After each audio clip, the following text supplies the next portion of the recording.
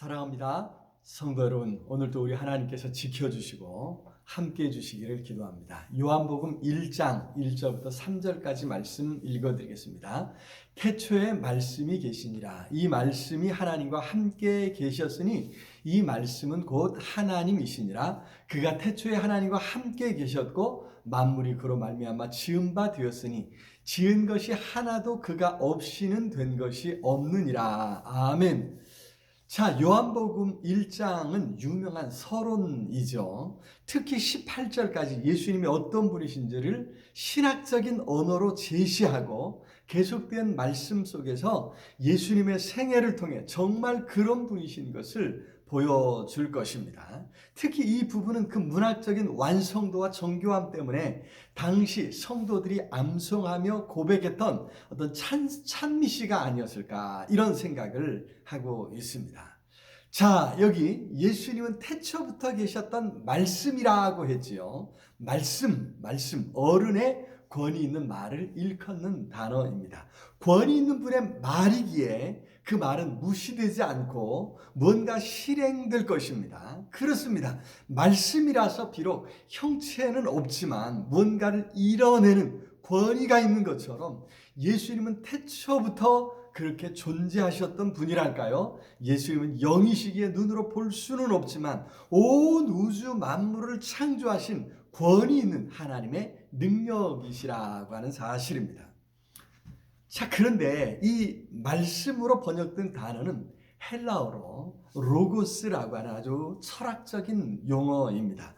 원래 헬라 철학에서 로고스라고 하는 이 개념은요, 우주 만물 속에 보편적으로 매제해 있는 어떤 원리 또는 질서를 말합니다. 우주 만물은 이 로고스에 의해서 조화를 이루고 통일을 추구해 간다고 하는 것이죠.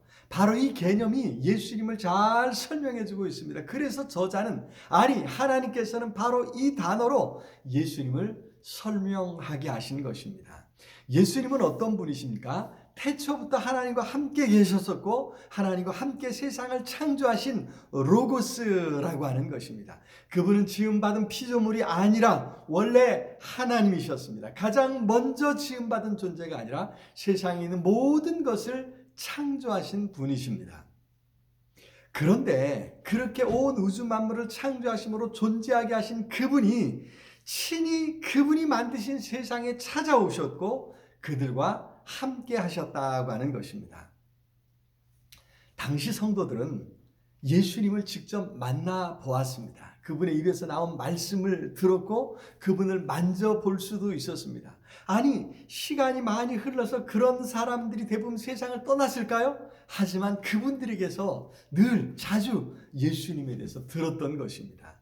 그렇게 그들과 함께 사셨던 분, 그런데 그분이 하나님이시라고요? 말이 되느냐는 거죠. 살과 뼈가 있어서 만질 수 있었던 분입니다.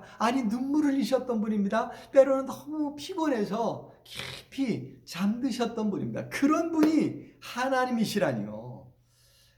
헬라의 철학은요, 세상을 이원론적으로 파악했습니다. 세상을 영과 육으로 나누는 것입니다. 더구나 이 영과 육은 결정적으로 서로 섞이지 않는다고 보았습니다. 영은 영이고 육은 육이라는 것이죠. 그래서 이원론이라고 하는데, 그런데 영이신 하나님이 육체를 가진 세상에 오셨을 뿐만 아니라 사람이 되셨다는 것입니다. 말이 되느냐는 거죠.